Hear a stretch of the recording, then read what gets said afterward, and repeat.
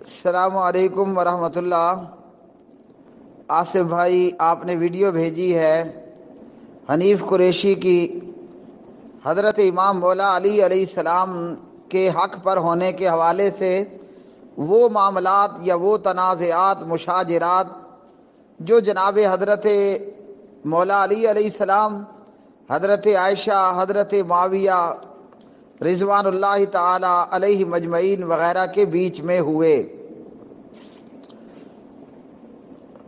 اور اس حوالے سے ایک روایت بھی بیان کی جاتی ہے حضرت علی علیہ السلام کے حق پر ہونے کے حوالے سے، اور اس روایت کا کیا معاملہ ہے وہ بھی میں بتا دیتا ہوں۔ حضرات صحابہ کرام رضوان اللہ تعالی علیہم اجمعین، ان کے بیچ میں جو تنازعات اور مشاجرات ہوئے، ایسے معاملات پر لب کشائی کرنا یا ایسے معاملات کو اوپن کرنا یا انہیں عام بیان کرنا یا اس میں صحابہ کرام کے بیچ میں اس طرح کی یہ باتیں کرنا، وہ بذات خود فی نفس ہی مناسب ہی نہیں ہے۔ حضرات صحابہ رضوان اللہ علیہ مجمعین، سب کے سب، جن میں حضرت مولا علی علیہ السلام بھی ہیں، یہ تمام پیغمبر کی جماعت مخلص، حق گوئی اور حق طلبی کے لیے کوشاں رہی۔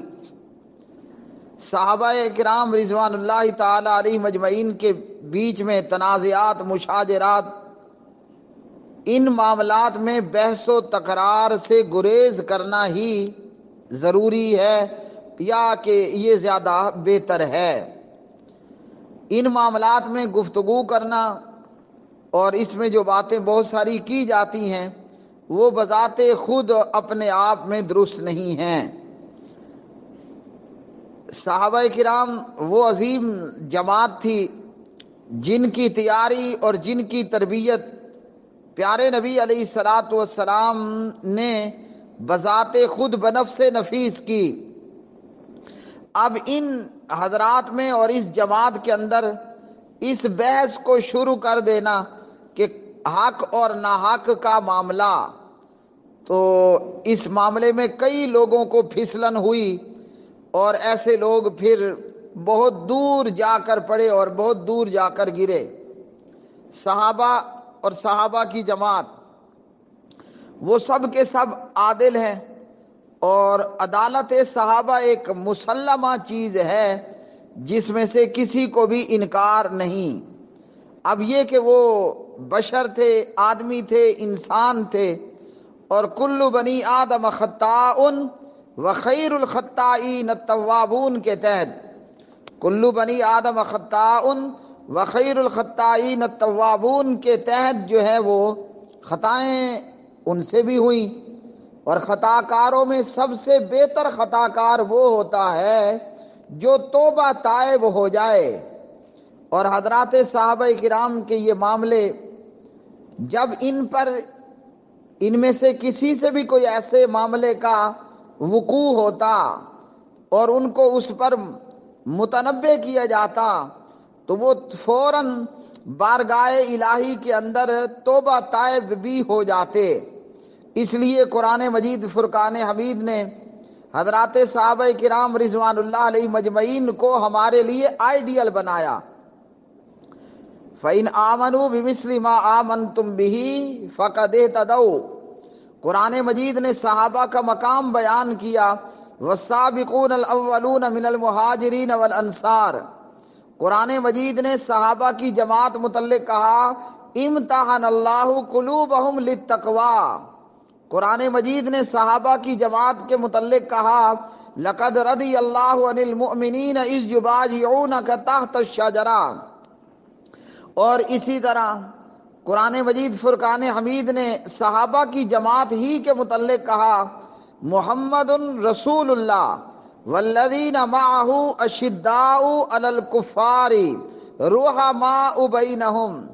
اور اسی طرح سورۃ الفتح کی آخری آیات، کہیں پر انصار کی تعریف ہوئی، کہیں پر مہاجرین کی تعریف ہوئی، کہیں پر جناب عشرہ مبشرہ کی تعریف ہوئی، مقام اور رتبہ بیان ہوا، کہیں پر بدریوں کی تعریف بیان ہوئی، کہیں پر صلح حدیبیہ میں موجود صحابہ کی تعریف بیان ہوئی اور ان کا مقام اور ان کا رتبہ اور ان کی شان اور ان کی آن اور بان بیان ہوئی۔ تو اب جو معاملات جناب حضرت علی کے اور جناب سید عائشہ اور جناب حضرت معاویہ، جناب طلحہ، جناب زبیر رضوان اللہ تعالی علیہ مجمعین ان کے بیچ میں ہوئے، تو اس پر بھی یہی ساری بات جو پیچھے گزر چکی۔ اہل سنت کا مشاجرات اور تنازعات صحابہ میں حضرت علی اور دیگر کے بیچ میں جو کچھ ہوا اس کے متعلق کیا کہنا ہے؟ امام محی الدین ابو زکریا امام النووی رحمہ اللہ اس تعلق سے کیا فرماتے ہیں کہ اہل سنت اہل حق کا مذہب یہ ہے کہ سب صحابہ کرام رضوان اللہ تعالی علیہ مجمعین کے متعلق حسن ظن رکھا جائے۔ یہاں ہم بریک لگا کر یہ پوچھتے ہیں کہ کیوں ہم صحابہ کے متعلق حسن ظن رکھیں؟ کیا وجہ ہے کہ ہم حضرت معاویہ کے متعلق، اماں جی عائشہ کے متعلق، طلحہ کے متعلق، زبیر کے متعلق، مولا امام علی کے متعلق رضوان اللہ تعالی علیہ مجمعین کیوں حسن ظن رکھیں؟ کیوں اہل سنت کا یہ مذہب اور موقف ہے؟ اس پر قرآن کی یہ آیات اور قرآن مجید دلالت کرتا ہے، جو بھی آپ کو میں نے والسابقون لقد رضی اللہ رحماء بینہم فإن آمنوا اور دیگر آیات اب پڑھتے جائیں۔ تو اس لیے صحابہ کے متعلق حسن ظن رکھا جائے، یہ اہل سنت اہل حق کا مذہب ہے۔ اور جو کسی ایسے شخص کی طرح جی جو خمینی ہو یا خمینی نواز ہو، وہ مرزا جہلمی جیسا ہو یا کوئی اور ایسا بد زبان ہو جو حضرت معاویہ پر بد زبانیاں کرے، جو اماں جی عائشہ رضی اللہ تعالی عنہ پر بد زبانیاں کرے، وہ اہل سنت کی راہ سے ہٹا ہوا ہوگا۔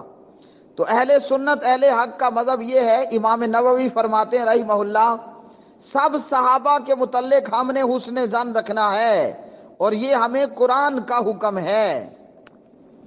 جو ان کے بیچ میں تنازعات ہوئے، معاملات ہوئے، مشاجرات ہوئے، ان پر کیا کرنا ہے؟ چپ کا روزہ رکھ لینا ہے۔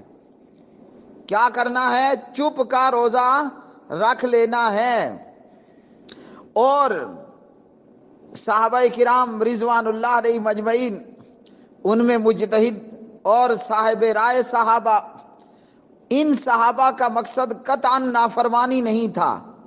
حضرت معاویہ ہوں، اماں جی عائشہ ہوں رضوان اللہ تعالی علیہما اور دیگر، ان کا مقصد معصیت اور نافرمانی نہیں تھا، نہ دنیا کا حصول ان کے پیش نظر تھا کہ انہوں نے جناب حکومتوں کے لیے کوئی لڑائی کی ہو، ہاں جی، یا پیسے اور دولت کے لیے ان لوگوں نے لڑائی اور جھگڑا کیا ہو، یا لڑائی جھگڑا اور اس طرح کے دیگر معاملات انہوں نے کوئی حکومتوں کے لیے اختلاف کیا ہو یا ایک اور راہ لی ہو۔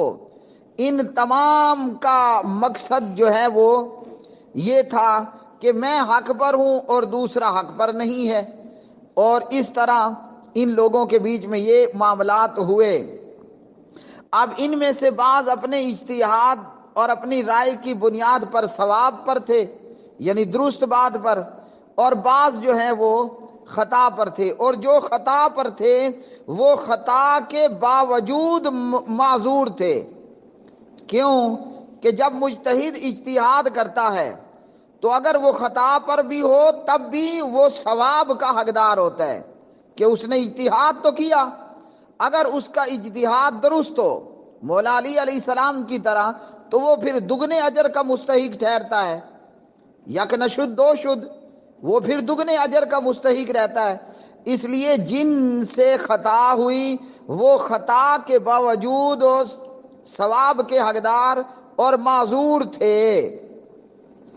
اب یہ تمام معاملات ہوئے اور یہ مشتبہ معاملات تھے، یہاں تک کہ صحابہ کی ایک جماعت تو اس پر حیران و پریشان تھی، ہاں جی، جس کی بنا پر وہ دونوں فریقوں سے علیحدہ رہی۔ صحابہ میں ایک بڑی جماعت حضرت معاویہ اور حضرت علی دونوں سے ہی علیحدہ رہی، دونوں فریقوں سے وہ علیحدہ رہی، اور انہوں نے لڑائی میں اور اس طرح کی چیزوں میں کوئی حصہ نہیں لیا۔ اور یہ کہ جناب حضرت علی رضی اللہ تعالی عنہ حق پر تھے، مطلب ان کا اجتہاد جو ہے وہ درست تھا۔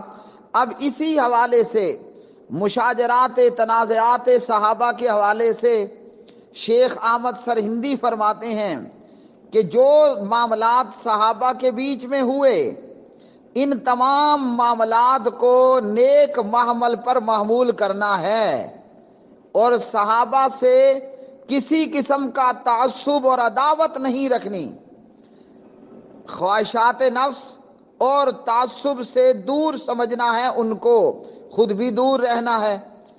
تو یہ مخالفتیں تعویل اور اجتہاد کی بنیاد پر تھیں، دولت دنیا یا حکومت طلبی کے لیے یہ مخالفتیں، یہ تنازعات، یہ مشاجرات نہیں ہوئے مکتوبات امام ربانی۔ تو کیا کہا کہ یہ جتنا کچھ ہوا انہیں نیک محمل پر محمول کرنا چاہیے، یہ سب کچھ خواہشات نفس اور تعصب کے بغیر تھا، اور نہ ہمیں ان سے تعصب رکھنا ہے۔ ہم مخالفتیں کرتے ہیں، ہمیں کرسی چاہیے ہوتی ہے، ہماری مخالفت ہوتی ہے، مخالفت برائے مخالفت۔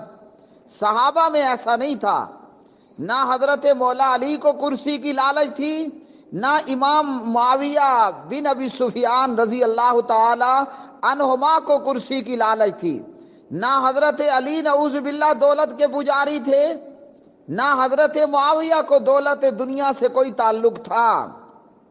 یہ جو بھی تنازعات اور مشاجرات ہوئے تعویل اور اجتہاد پر مبنی مخالفتیں تھیں، دنیاوی ہوش و حرص کا اس کے ساتھ کوئی تعلق نہیں تھا۔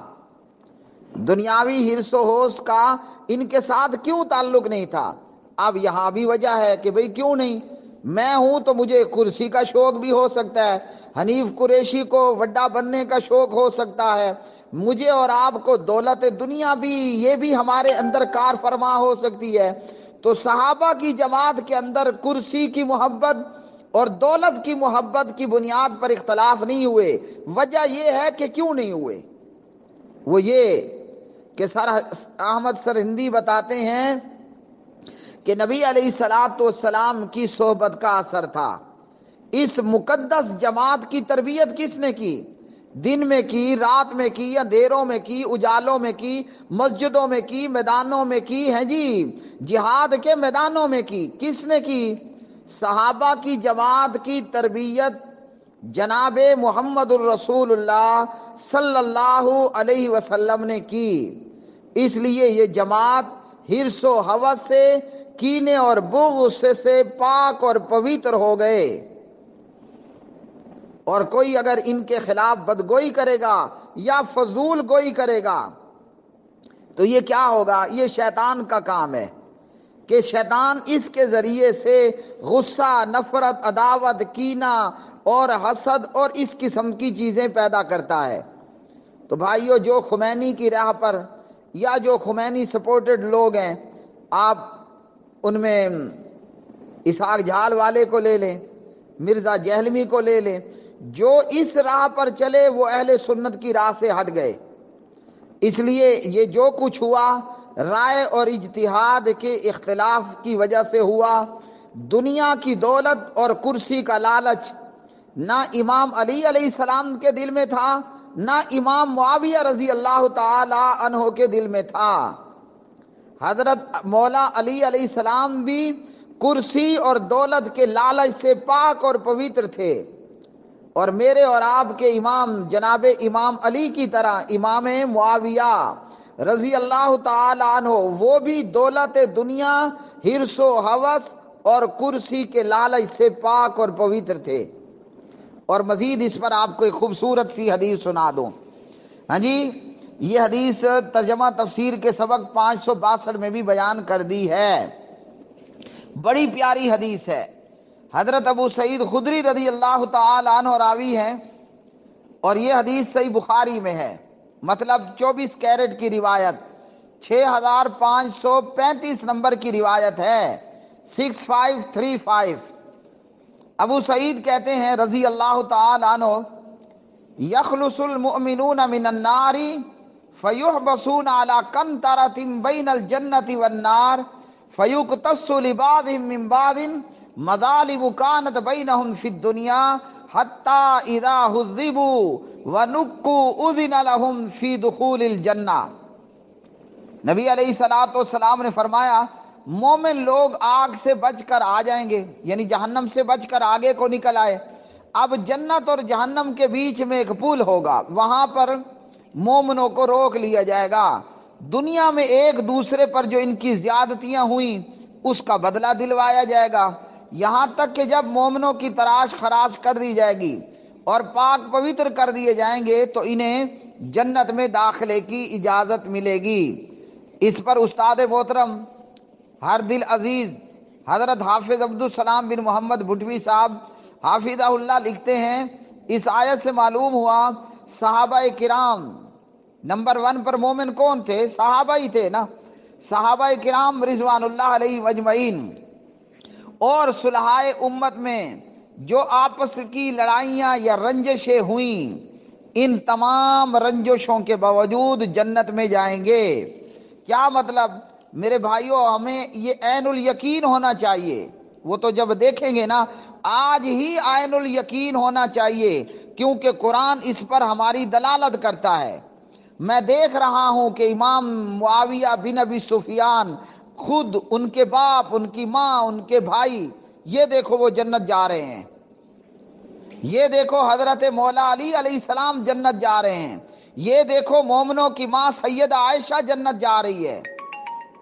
اور جو ان کو اپنی ماں نہیں مانتا وہ اپنا مومن ہونا جو اسکین کروا لے، دیکھ لے کہ کہیں اس کے ایمان میں کچھ باقی بھی ہے یا سارا کچھ تباہ و برباد ہو چکا ہے۔ تو یہ تمام لوگ، ان کے دلوں کے اندر جو کچھ تھا وہ دور کر دیا جائے گا اور یہ بھائی بھائی ہو کر جنت جائیں گے۔ ویسے بھی قرآن نے بتا دیا رحماء بینہم، تو سورۃ الفتح کی اس آیت کے ٹکڑے نے کیا بتایا؟ ایک طرف امام علی ہے علیہ السلام، ایک طرف امام معاویہ ہے رضی اللہ تعالی عنہ۔ قرآن کہتا ہے رحماء بینہم۔ میرے سادہ سادہ لفظوں میں اس کا ترجمہ یا مفہوم آپ سمجھ لیں کہ معاویہ اور علی آپس میں کھیر اور شکر تھے۔ کیا خیال ہے؟ کھیر شکر کا آپس میں تعلق ہے نا؟ یا آج کے دور میں آپ چینی کہہ لیں، آپ اسے چینی اور کھیر کہہ لیں۔ حضرت علی چینی ہے تو معاویہ دودھ ہے، معاویہ دودھ ہے تو حضرت علی شکر اور چینی ہے۔ ہاں جی، سبحان اللہ۔ اور نبی علیہ السلام نے فرمایا جنت میں جانے والے لوگ قلوبہم علی قلب رجل واحد لا اختلاف بینہم ولا تباغضا، کہ اہل جنت ان کے دل ایک آدمی کی طرح ہوں گے، ان میں کوئی بغض اور کوئی اختلاف نہیں ہوگا۔ تو معاویہ بھی جنت جا رہے ہیں، دیکھ لو۔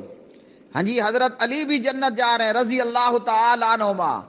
جس نے حضرت علی سے دشمنی کی ہلاک ہوگا، جس کے دل میں معاویہ کا بغض اور عداوت ہوا، جو نعوذ باللہ معاویہ پر بھونکا، تو کیا ہوگا کہ وہ جنت سے محروم بیٹھا ہوگا، وہ پھر جنت سے محروم بیٹھا ہوگا۔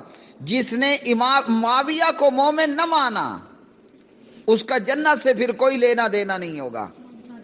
جس نے ابو سفیان کو مومن نہ مانا، اس کا جنت سے کوئی لینا دینا نہیں ہوگا۔ جس نے عائشہ کو اپنی ماں نہ مانا، یہ جو میری ماں ہے نا جس نے مجھے جنم دیا، یا کسی کی وہ ماں جس نے دودھ پلایا، یا کسی کی وہ ماں جو اس کے باپ کی بیوی ہے، ان تمام ماؤں سے بڑھ کر میری اور آپ کی ماں عائشہ ہے۔ حضرت علی، حضرت عائشہ، حضرت معاویہ، تنازعات ہوئے، تنازعات ہوئے، مشاجرات ہوئے، اختلافات ہوئے۔ اب ان چیزوں میں آ کر اگر کوئی شخص خمینی اینڈ کمپنی کی طرح ہوگا تو پھر اس کا جنت سے کوئی لینا دینا باقی نہیں رہے گا۔ بات یہ ہے کہ علی بھی میرا امام ہے، بات یہ ہے کہ معاویہ بھی میرا امام ہے، بات یہ ہے کہ عائشہ میری ماں ہے۔ عائشہ کون ہے؟ عائشہ میری ماں ہے، اور عائشہ کا ماں ہونا قرآن نے بیان کیا۔ وازواجہ امہاتہم، پیغمبر کی بیویاں کلمہ پڑھنے والوں کی مائیں ہیں۔ تو ان تمام میں کیا تھا؟ یہ اجتہاد اور رائے کی بنیاد پر اختلاف ہوا، اور جو اجتہاد 100% درست تھا وہ امام مولا علی علیہ الصلاۃ والسلام کا تھا، جس پر وہ دگنے اجر کے مستحق، اور باقی خطا کے باوجود اجر کے مستحق، اور خطا کے باوجود وہ معذور۔ اور ہمارے لیے سب قابل صد احترام، معاویہ بھی ہمارا آئیڈیل، ہاں جی، علی بھی ہمارا امام اور آئیڈیل، اور سید عائشہ رضی اللہ تعالی عنہا وہ ہماری ماں۔ اور امام نووی رحمہ اللہ نے فرمایا وَكَانَ عَلِيٌّ رضی اللہ تعالی عنہ هو المحق المصیب فی تلک الحروب، حضرت مولا علی علیہ السلام ان جنگوں میں حق پر تھے۔ اور اسی طرح جناب حضرت علی رضی اللہ تعالی عنہ کے حوالے سے ایک روایت بیان کی جاتی ہے مولا علی علیہ السلام کے حق پر ہونے کے حوالے سے۔ یہ روایت ضعیف جداً ہے، اعلیٰ درجے کی ضعیف روایت۔ روایت کا نمبر ہے ترمذی میں 3714، اور راوی بھی خود حضرت مولا علی علیہ السلام ہی ہیں۔ اس روایت کے اندر ہے رحم اللہ ابا بکر، اللہ سبحانہ و تعالیٰ ابو بکر پر رحم فرمائے رضی اللہ تعالی عنہ، کہ ابو بکر نے اپنی بیٹی سے میرا نکاح کیا، مطلب مجھے داماد بنایا، اور ہجرت میں میرے ساتھ آئے، اور بلال کو اپنے مال سے آزاد کیا، یعنی خرید کر۔ اسی طرح رحم اللہ عمر، اللہ تعالیٰ عمر پر بھی رحم فرمائے رضی اللہ تعالی عنہ، کہ عمر جو ہے وہ حق بات کہتے ہیں وَإِنْ كَانَ مُرًّا، بھلے وہ حق بات کڑوی ہی ہو۔ عمر پر رحم فرمائے، عمر حق بات کہتا ہے اگرچہ وہ کڑوی ہو۔ اور اسی طرح اس حدیث کے اندر فرمایا کہ اللہ تعالیٰ عثمان پر بھی رحم فرمائے، رحم اللہ عثمان، اللہ تعالیٰ عثمان پر بھی رحم فرمائے کہ عثمان سے ملائکہ بھی حیا کرتے ہیں۔ اور اسی روایت کے اندر فرمایا رحم اللہ علی، اللہ تعالیٰ علی پر بھی رحم فرمائے، اے اللہ حق کو ان کے ساتھ پھیر جہاں وہ پھریں۔ اب یہ روایت سندن ضعیف جداً، سخت ضعیف ہے، لیکن ان لوگوں کے لیے اس روایت کے اندر بھی لمحہ فکریہ ہے جو نعوذ باللہ ابو بکر پر، عمر پر، عثمان پر بھونکتے ہیں۔ یہاں پیارے نبی پر کی طرف جو منسوب کی گئی یہ روایت، یہاں چاروں پر دعائے رحمت ہے، ابو بکر پر بھی، عمر پر بھی، عثمان پر بھی، اور علی پر بھی۔ اب جو معاملات ہوئے صحابہ میں ہیں جی، اس حوالے سے جو بھی خمینی بن جاتا ہے وہ ضرور بہت بڑے خسارے کے اندر اور تباہی کے اندر ہے۔ جبکہ اس روایت کو اگر کوئی بیان کرتا ہے تو یہاں چاروں پر دعائے رحمت کی گئی ہے، اور یہ روایت سندن ضعیف ہے، سخت ضعیف۔